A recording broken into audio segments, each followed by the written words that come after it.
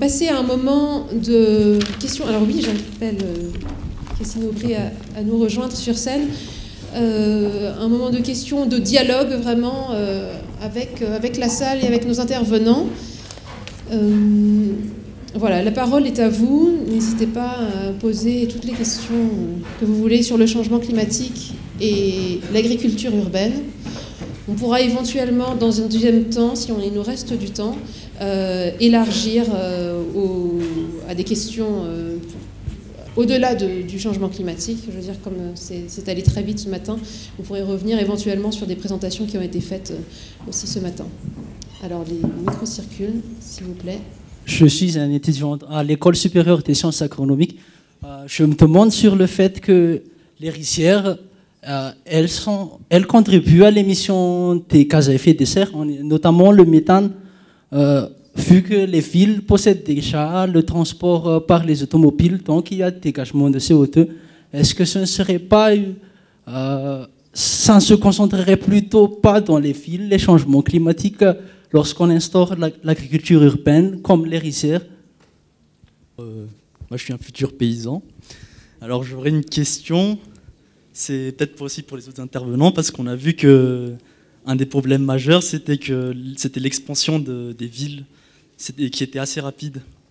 Et ma question, c'était, par exemple, quand on voit les essaims d'abeilles, quand les essaims deviennent trop grands, et ben ça se divise pour faire de 2 essaims. Est-ce qu'il y a des projets qui vont dans ce sens, c'est-à-dire de créer de nouvelles zones de vie pour limiter justement cette accumulation de personnes dans un même endroit? Merci.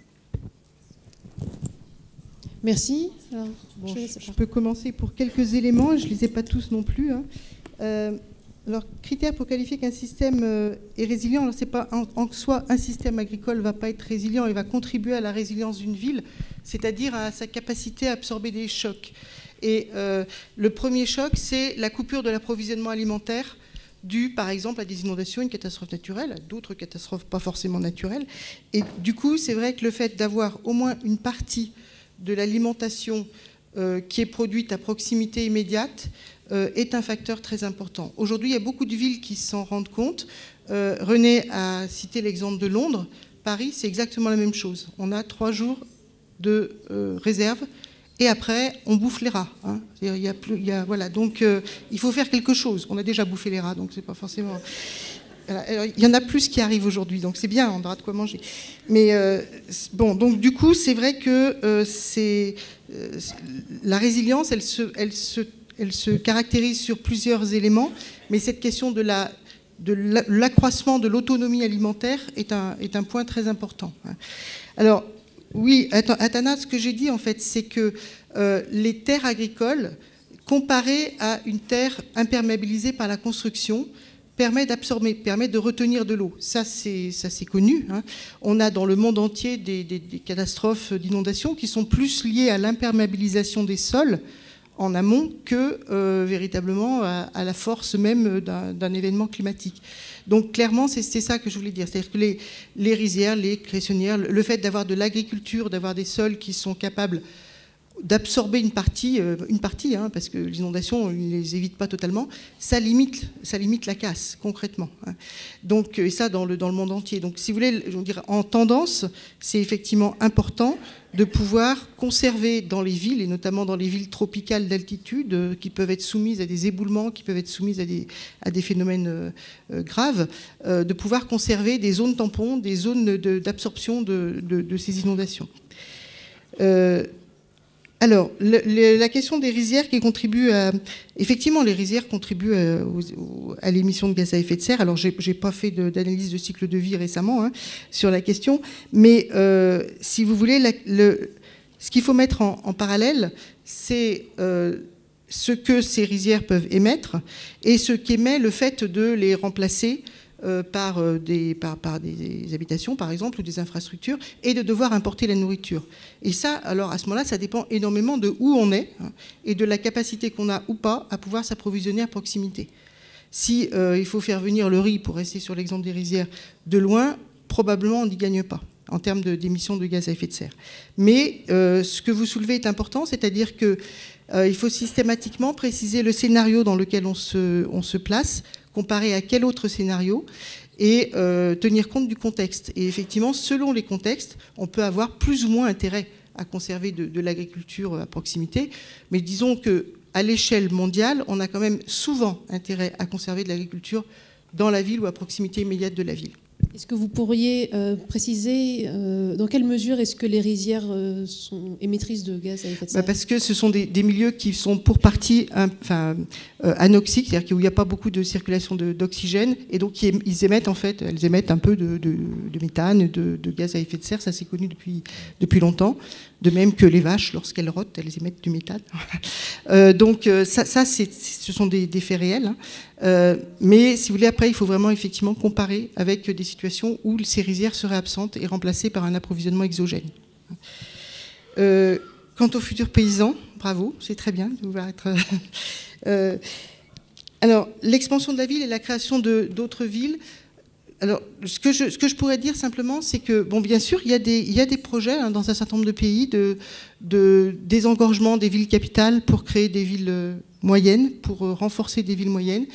On observe aussi, et on l'observe dans Tana, hein, des formes d'exode urbain, hein, c'est-à-dire de gens qui s'en vont habiter en périurbain. Alors du coup, c'est pas forcément toujours au bénéfice de l'agriculture périurbaine, comme on l'a vu un petit peu ce matin, mais c'est une réalité. Hein. Et ce qui est important, c'est de se dire qu'au niveau mondial, la croissance des villes moyennes, c'est un phénomène majeur. C'est-à-dire que on se focalise souvent sur les métropoles, sur les grandes villes. Très certainement, elles posent des problèmes et il faut les considérer, mais il n'y a pas qu'elles. Et aujourd'hui, une grande partie de la croissance urbaine mondiale se fait dans les villes moyennes. Donc, elles posent aussi question, hein, et chacune devrait se doter en fait d'un plan d'expansion, sauf que c'est pas vraiment évident du tout à faire. Hein. Là, les urbanistes et les élus dans les villes sont vraiment confrontés à des problématiques très compliquées pour pouvoir envisager, planifier une expansion urbaine, c'est vraiment pas simple. Peut-être que René a des éléments complémentaires. I can still say something about the third question. Yeah.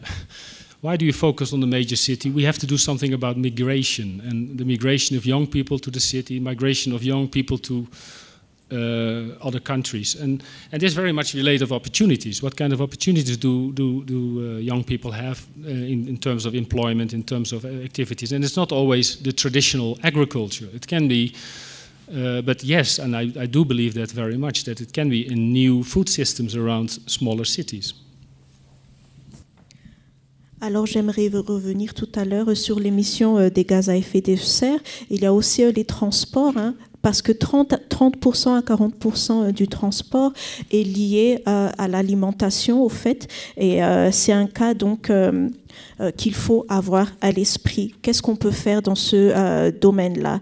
Ensuite, sur la question des villes de taille moyenne, alors, il faut considérer l'aspect migration donc des jeunes, leur mouvement. Donc, qu'est-ce qu'ils veulent? Quelles opportunités ont-ils et quelles opportunités cherchent-ils? Quels sont les emplois disponibles? Est-ce qu'ils veulent revenir à l'agriculture traditionnelle, par exemple? Merci. Élément de réponse. On peut continuer et faire une deuxième. Voilà, une question là-bas, s'il vous plaît. Alors, ma question se pose, est-ce qu'il n'y a pas une nouvelle calendrier qui pourra bien se donner pour les paysans, parce qu'on voit vraiment un grand changement sur le temps de la pluie, et voilà, merci. Merci beaucoup. Je m'appelle Andjanaïf, je suis colonel de l'armée et je suis responsable de la gestion de risques et catastrophes dans la commune urbaine.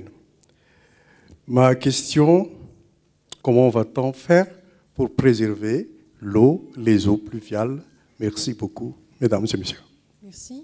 Je laisse répondre. D'accord, écoutez, moi, en tout cas, je suis ravie de toutes ces questions. Encore une fois, on n'a pas forcément tous les éléments de réponse, mais quand même. Alors d'abord, pour mademoiselle, je pense que vous avez tout à fait raison. J'ai pas eu encore les moyens, mais je pense que ça fait partie des choses qu'il faudrait qu'on fasse dans la recherche. Alors, en particulier, je pense que ça serait important de pouvoir mobiliser le FOFIFA, le CIRAD, éventuellement d'autres, sur cette question de pouvoir mieux quantifier ce changement, parce que dans beaucoup d'enquêtes, auprès notamment de riziculteurs, on entend ça. La pluie arrive tard, et c'est pas que cette année, hein. Voilà, la pluie arrive plus tard, le calendrier du Varialou a changé. Donc comment on fait maintenant? Est-ce qu'il faut changer de variété? Est-ce qu'il faut changer de date de semis? Si on retarde trop les dates de semis, ben paf, on tombe dans les cyclones de la fin. Donc là, bon, on ne sait pas comment faire aujourd'hui, vraiment. Et je crois qu'on est là vraiment face à un besoin de créer de nouvelles références techniques et un nouveau calendrier, ou deux nouveaux, avec un pluriel, calendriers culturaux, et de nouvelles façons de s'adapter à ce qui est vraiment concret aujourd'hui, qui est ce changement.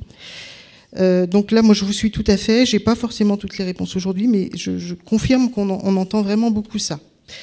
Monsieur le colonel, sur vous posez un problème qui est très difficile, qui est vraiment tout à fait important. Hein. Comment préserver de l'eau pluviale? Alors, l'eau, c'est pas sympathique, parce que soit on en a trop, soit on n'en a pas assez. On n'a jamais ce qu'il faut au moment où il faut. Donc, le fait de pouvoir conserver de l'eau pour des périodes plus tardives où on en manque, ou au contraire de pouvoir évacuer de l'eau quand on en a trop, toutes les villes du monde, et pas que les villes, sont confrontées à ça de manière plus ou moins importante. Alors, moi, je n'ai pas non plus toutes les solutions. Puis il y a des compétences tout à fait importantes, notamment sur Tana. Je pense à la GETIPA, je pense à d'autres, voilà, à la météo, etc., qui peuvent avoir des éléments. Mais ce qui me paraît clair, c'est que si on va effectivement vers une certaine diminution des précipitations, ou en tout cas vers des changements de climat et d'arrivée des pluies, comme disait mademoiselle, je pense qu'il faudrait peut-être commencer à penser à faire des réservoirs de type lac collinaire ou des choses comme ça. Après, il faut pouvoir arriver à les placer, c'est pas évident, voilà, surtout en milieu urbain et périurbain. Mais je pense que vous soulevez un vrai problème qui n'a pas une solution, hein, et qui est très dépendant du contexte. Mais je crois qu'il faut maintenant s'atteler très franchement à cette question-là, notamment, je dirais, sur cette saison de fin d'automne, voilà, qui est particulièrement problématique.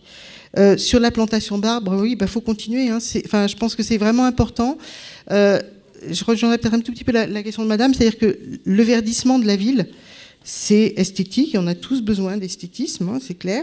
C'est aussi effectivement lutter contre la chaleur et pouvoir se réfugier dans des zones d'ombre. Hein. Donc je pense que les villes ont vraiment tout intérêt à aller vers des formes de verdissement en utilisant l'arboriculture, éventuellement d'ailleurs l'arboriculture fruitière pour partie. Hein. L'agroforesterie ou les vergers urbains, c'est aussi des choses qui sont en train de se développer un peu partout. Donc bon voilà, je pense que c'est vraiment une belle initiative effectivement qui a été menée là. Moi, je ne vous inciterai qu'à continuer et à vous dire qu'il y a beaucoup de villes aujourd'hui qui se posent effectivement la question d'augmenter leur densité d'arbres pour différentes fonctions, notamment celle de régulation du climat.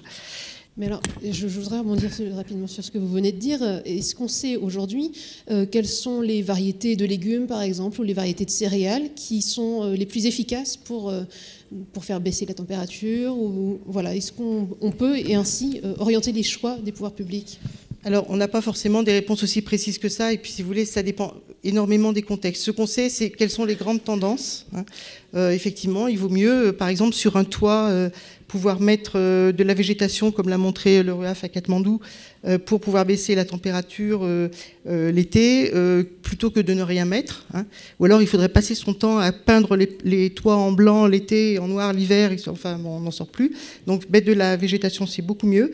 Donc, on a des tendances comme ça, mais après, les natures précises des végétations à mettre, productives ou pas productives, ou les effets quantitatifs que ça a, c'est très dépendant du contexte. Et c'est pour ça qu'on a vraiment besoin d'avoir, et c'est ce qui est en train de se faire d'ailleurs au niveau mondial, des réseaux qui permettent d'accumuler des données et de les comparer. René parlait tout à l'heure des pommes de terre en Argentine. Enfin, j'ai remarqué ça. Est-ce que la pomme de terre, c'est une variété particulière ou pas du tout? Answer is that this is a very well described case, but there are many more of those cases around the world. Et donc la réponse que j'ai, donc c'est un cas vraiment qui est bien défini et bien décrit, alors qu'il y a d'autres cas aussi où la pomme de terre n'est pas incluse au fait dans le monde. Merci. Alors, Florence me fait signe, je crois qu'elle veut prendre la parole. Marche, pardon. J'avais juste une toute petite piste de réponse pour le colonel sur le manque d'eau.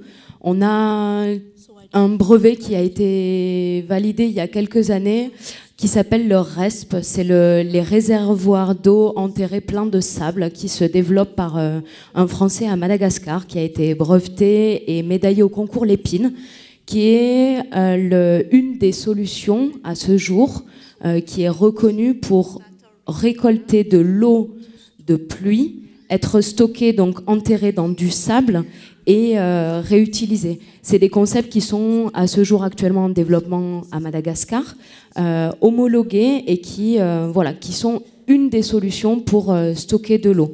Merci. Merci Aline. I would thank you very much for this remark. I would like to say something different, similar.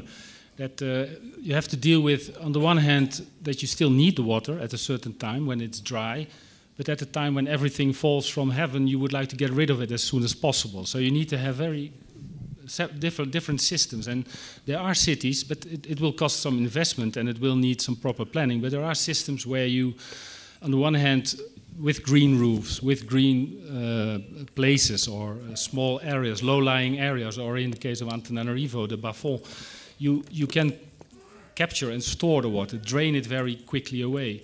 But in other cities, for instance in Belo Horizonte in Brazil and in some cities in China, but also in the Netherlands, people are experimenting with different drainage systems. So all the water is now going into the drain where also the sewerage is draining. So you have to try to separate that as soon as possible so you can reuse the water, as you were mentioning now, at decentralized levels. So that could be small ponds in the city or small green areas where you would like to store the water for greening in the drier times when you need the water. So you need to change your draining systems in that sense. Donc j'aimerais aborder quelque chose de similaire à ce que Florence vient de dire. Donc il y a deux aspects au fait sur l'eau de pluie.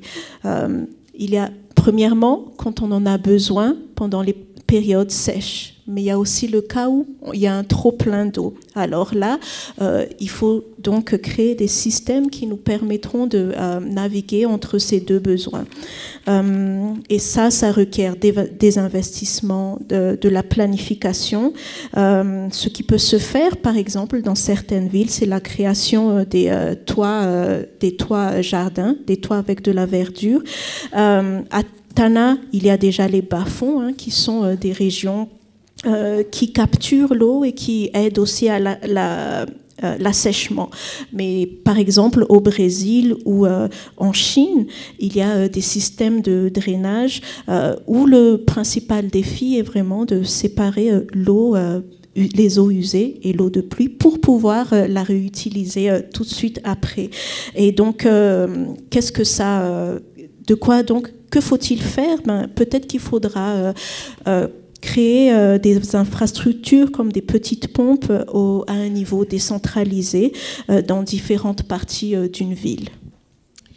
And if I may say, I liked also the intervention about farmers and farmers' knowledge.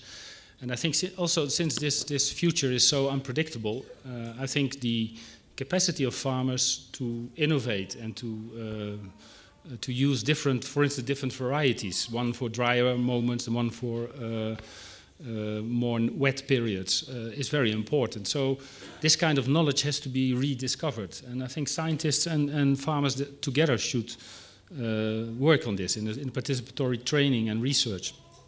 That's one thing. The other thing is the call, what you say, is not only for a new calendar, but it is more for more information. So good information systems to farmers in and around cities that you need. Donc j'aimerais aussi revenir sur le savoir des paysans, des agriculteurs. Nous sommes à un moment où les agriculteurs, les paysans doivent vraiment innover. Par exemple, considérer des variétés à utiliser pendant les périodes sèches et d'autres variétés à utiliser pendant les périodes humides. Donc il faut vraiment redécouvrir les connaissances qui existent. Et pour faire cela, je pense que les chercheurs et les paysans doivent vraiment travailler ensemble. Et aussi sur la dissémination d'un éventuel nouveau calendrier, je pense qu'il faudrait plutôt penser à la dissémination des informations, à la collecte d'informations aussi. Merci. Et il me semble justement, alors si je ne me trompe pas, je ne sais plus si c'est le FOFIFA ou le CIRAD, peut-être quelqu'un pourra donner cette information. Il me semble qu'à Madagascar, il y a des chercheurs qui travaillent sur l'élaboration de variétés de riz qui seraient plus résilientes au changement climatique. C'est au FOFIFA, sans doute. Voilà. On peut passer à une troisième série de questions. Tout ce qu'on a évoqué tout à l'heure par rapport au changement climatique, il y a une question sous-jacente qui est très importante, c'est-à-dire la réaction des pouvoirs publics. Parce que les municipalités, les villes, ce sont elles qui gèrent nos villes. Et il est important qu'elles puissent apporter des réponses adéquates à la gestion de ces problèmes-là. Le changement climatique, soit on est dans l'un ou l'autre cas, exemple, en cas de sécheresse, ce n'est pas un problème pour les pouvoirs politiques de réagir automatiquement. Mais en cas d'inondation, c'est là que ça se pose problème, parce que le pouvoir politique, il est d'abord dans l'immédiateté, la réponse immédiate pour résorber un problème, sans savoir que parfois ces réactions, ces réponses immédiates peuvent apporter des conséquences de plus longue durée. Le cas de Dakar, une région qui a été confrontée depuis le début des années 2000 au retour de la pluviométrie, donc à une recrudescence des inondations. La région a confectionné, a fabriqué son plan de gestion des inondations. Mais dans la réponse, une saison de pluie arrive, il y a des inondations. Dans la réponse automatique, le politique, ce qui l'intéresse d'abord, c'est comment arrêter ça. Au lieu de recourir d'abord au plan de gestion des inondations, qui a une vision, une analyse plus globale. On voit des communes dans le département de Pikine à Dakar qui, quand il y a eu les inondations, le réflexe des pouvoirs publics, c'est d'abord comment enlever les quartiers inondés des eaux. Et ils ont fait des canalisations qui ont abouti sur un lac. Et à côté de ce lac-là, il y a près de 28 hectares qui étaient une zone agricole. Il y a eu un trop-plein. Avec chaque année, les inondations se multipliant. Il n'y a plus d'inondations dans les quartiers. Les quartiers ne sont plus dans les eaux. Toutes les eaux sont dégagées vers le lac. Il y a eu un trop-plein dans le lac et ça a débordé sur les zones agricoles. Et donc, 3/4 de la zone agricole a disparu. On retrouve maintenant de l'eau, le lac s'est agrandi, on retrouve une végétation de typha. Et là, ça pose problème. Donc, si on s'intéresse à la question de l'agriculture urbaine, les municipalités qui sont garants de la gouvernance locale doivent se poser un peu la question. Il ne faut jamais penser local quand tu réagis à une politique. Ça peut avoir des conséquences plus larges et au-delà même du secteur de l'agriculture urbaine. Hein, le cas de cet exemple-là est parlant. C'est ça seulement que je voulais aboutir. Et vu qu'ici nous avons des gestionnaires de la ville, qu'il ait à l'esprit que parfois gérer la ville de manière immédiate pose problème. Et surtout, ceux qui souffrent beaucoup plus de la précarité en ville, c'est les populations pauvres et c'est celles-là même qui sont dans l'activité agricole. Merci. Et je vous remercie. Un tout petit point là-dessus, c'est que en fait, ce que tu mets en évidence là, c'est la difficulté de trouver les bonnes échelles territoriales sur lesquelles il faut agir. Alors face à des problèmes comme les inondations, comme la sécheresse, c'est vrai que c'est rarement à l'échelle d'une limite administrative que ça se pose. Un bassin de contention d'eau ou un bassin un bassin versant, c'est pas les limites administratives d'une ville. Donc ça pose après des questions qui sont effectivement complexes et pas toujours bien résolues. Et là aussi, c'est pas que à Dakar ou que à Tana ou ailleurs, c'est un peu partout, de compatibilité entre les politiques de différentes échelles territoriales. Et là, comme la question que posait monsieur tout à l'heure sur qu'est-ce qu'il faut faire, il ne faut peut-être pas faire des choses que à Tana, si on veut régler le problème de Tana. Ou il ne faut pas faire des choses que dans la zone qui est affectée, effectivement, si on veut résoudre à terme le problème d'inondation dans cette zone-là. Mais alors, j'ai l'impression que cette question nous renvoie aussi à la première question sur les les critères pour dire qu'un système était résilient ou pas. C'est-à-dire que, vous avez dit tout à l'heure, on a dit plusieurs fois que l'agriculture urbaine servait de tampon et faisait des zones tampons face aux problèmes d'inondation, mais c'est-à-dire que l'agriculteur de la ville devient le tampon, enfin, si on peut dire comme ça. C'est lui qui encaisse les inondations, qui permet certes à la majorité des gens de ne pas être inondés, mais lui il se retrouve avec les pieds dans l'eau, enfin ses cressonnières dans l'eau, ses rizières. Le gros avantage du riz ou du cresson, c'est qu'il supporte un peu, pas trop, hein, mais il supporte un peu quand même l'inondation, plus que certaines autres cultures, et c'est bien pour ça que c'est important quand on est face à ces risques-là, de pouvoir re-raisonner les espèces et les variétés en fonction de ces risques, pour que ça soit effectivement pas l'agriculteur qui paye, tout seul. Yeah, maybe in short, and I know it sounds very simple, it's not like that, but we talk about authorities, we cannot blame everything on authorities. We are part of the development ourselves. But if you look at how can we, what are the moments and when can we try to change mindsets? First of all, I would say never waste a good crisis. So if something happens, the authorities are very much listening to you. And then you have to come up with good solutions. The second thing is what I showed is, if you talk about climate change mitigation and adaptation, it's much better to talk about development and link these systems that you would like to propagate or that you would like to work to real needs and or maybe already ongoing efforts. So that's the second one. I will help you with that. And the third one is that local authorities all around the world, they are struggling with how can we not do it, but how can we enable our citizens to do it themselves? So it's also a matter of getting to this kind of situation where citizens, whether alone or in cooperatives, take action. J'aimerais aborder quelque chose qui peut paraître simple quand on en parle, mais qui est complexe au fond.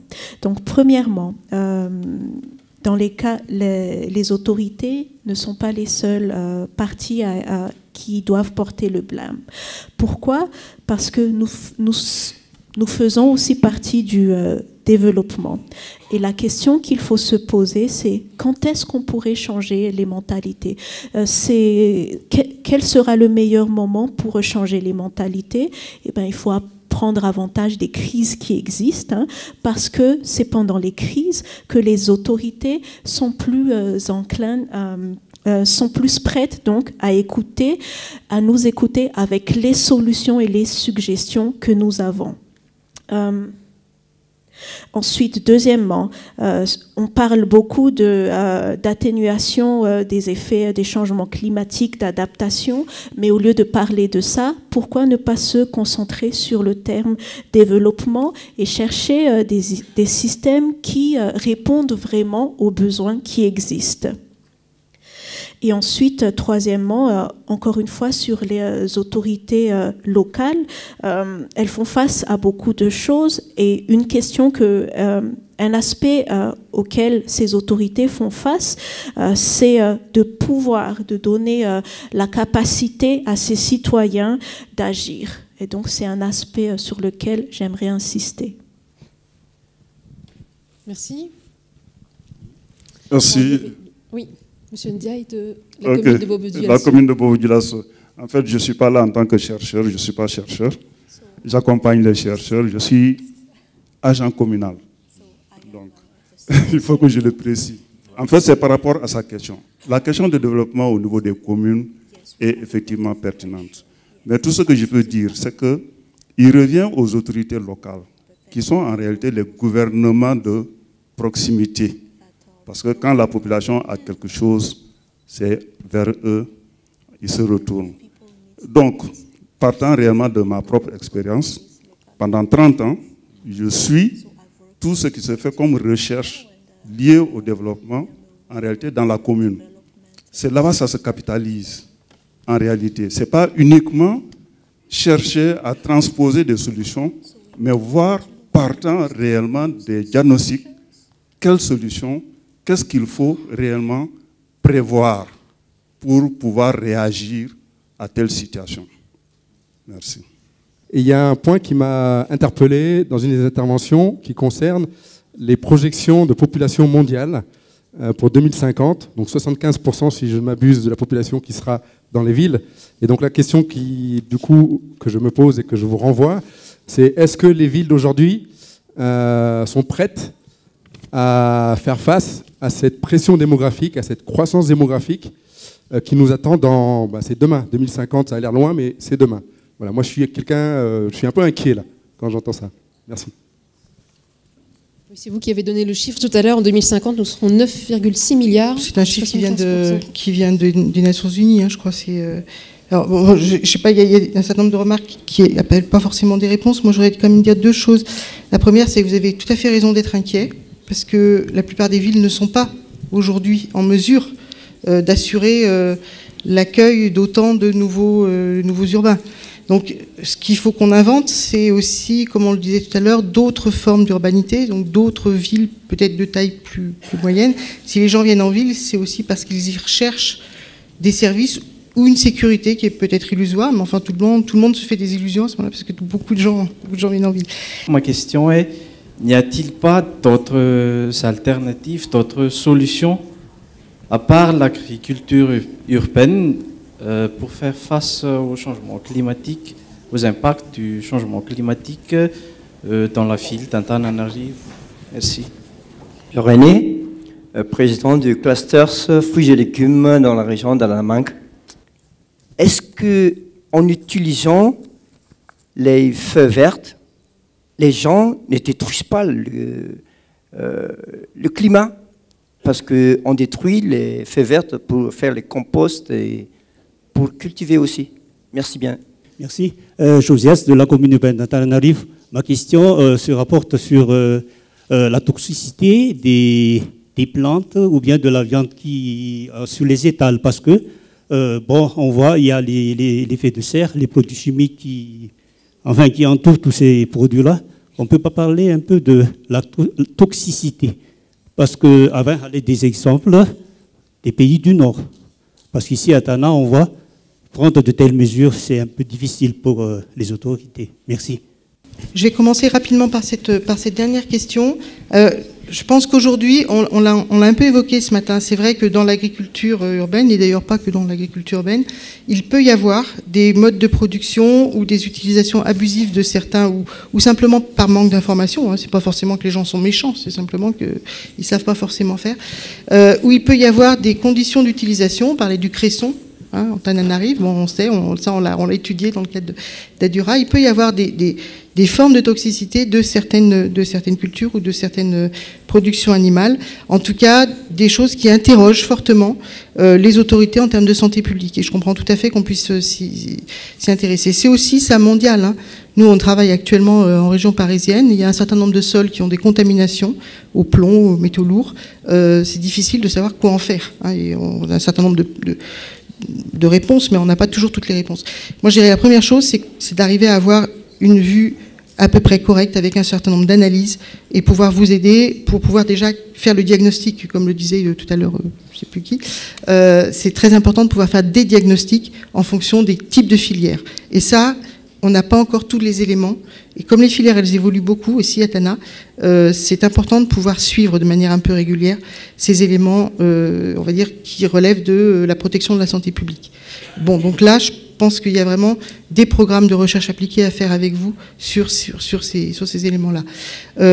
Très rapidement, bon, concernant les questions de compost, c'est vrai que oui, il faut toujours se mettre dans la position de dire qu'est-ce que je soutire à la nature, par exemple, pour faire quoi?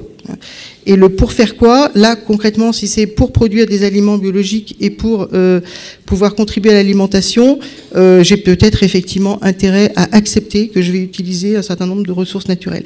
Bon, en soi, je pense qu'il faut toujours se dire que voilà, rien ne se crée, rien ne se perd, tout se transforme, et que la difficulté, c'est de pouvoir un peu quantifier l'intérêt versus les obstacles à mettre en place un système de production. Donc peut-être laisser René apporter quelques éléments complémentaires, notamment sur cette question du changement climatique. And I think this answer on are there no other ways of dealing with climate change? I think Christine answered it that yes, of course, there are many other ways. I should have stayed in the Netherlands, not fly to Madagascar to come here to talk to you. But maybe by being here, I can change some thinking, and maybe the long-term effect is also some effect. So how do we compare those different trade-offs? Energy is, of course, a very important sector. The reason why we look at climate change and urban food is not because we say, we have a problem, climate change, let's work on urban food system because that's the answer. It's the other way around. How can we change systems in such a way that while we are looking at more access to food and more sustainable systems that are also less effective on the climate change. So it's another way of thinking. And I think if you look at, like I said when I started, well, maybe you should translate first this sentence. Okay. Alors maintenant sur la question, est-ce que l'agriculture urbaine est la seule solution qu'on a face au changement climatique? Eh bien sûr qu'il y a d'autres façons, sinon je serais restée chez moi aux Pays-Bas et je ne serais pas venue ici à Madagascar. Mais il faut penser dans le long terme et j'espère que mes interventions du jour aideront à changer vraiment les mentalités et à comparer les différentes alternatives qui existent et insister aussi sur l'utilisation de l'énergie. Alors, la question n'est pas si il y a un changement climatique, donc la réponse, la réaction au changement climatique, c'est de pratiquer l'agriculture urbaine. On devrait plutôt changer la façon de penser, vraiment prendre le contraire au fait. Alors, il y a un changement climatique. Alors, qu'est-ce qu'on peut faire pour atténuer les effets de ce changement climatique? Comment est-ce que notre façon de vivre, la façon de produire des aliments, la façon d'accéder à la nourriture, les systèmes urbains qui existent, comment est-ce que ceux-là vont avoir moins d'effets sur le changement climatique au fait? Merci pour ces réponses pertinentes et très précises. Merci René et Christine. On arrive au terme de cette première journée de colloque où beaucoup de choses ont été dites. Alors ça va être difficile de faire un petit résumé, mais on a parlé de tous ces visages que peut prendre l'agriculture urbaine à travers différents exemples au Kenya, à Madagascar, dans différents pays. Je retiens notamment la tension qu'il existe dans ces villes africaines et du monde qui croissent vite, la tension entre urbanisation et maintien des parcelles d'agriculture urbaine. Et d'ailleurs, cette concurrence dans une des communications était considérée comme une définition de l'agriculture urbaine. On retient aussi l'enjeu économique et social. L'agriculture urbaine est une source de revenus, parfois complémentaires, parfois revenu principal. Il me semble que c'était à Dakar.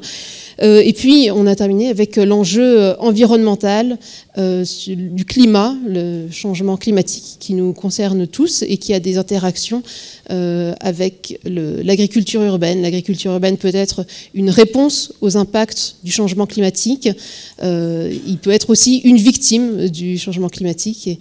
Et toutes ces idées que vous avez apportées, intervenants et participants, permettent de tracer de nouvelles stratégies et de réfléchir à peut-être prendre de nouvelles décisions au niveau des grandes villes et des moyennes, puisque nous en avons parlé aussi. Merci à tous pour votre participation et je vous donne rendez-vous donc demain, enregistrement à 8h, début des débats à 8h30. Merci à tous.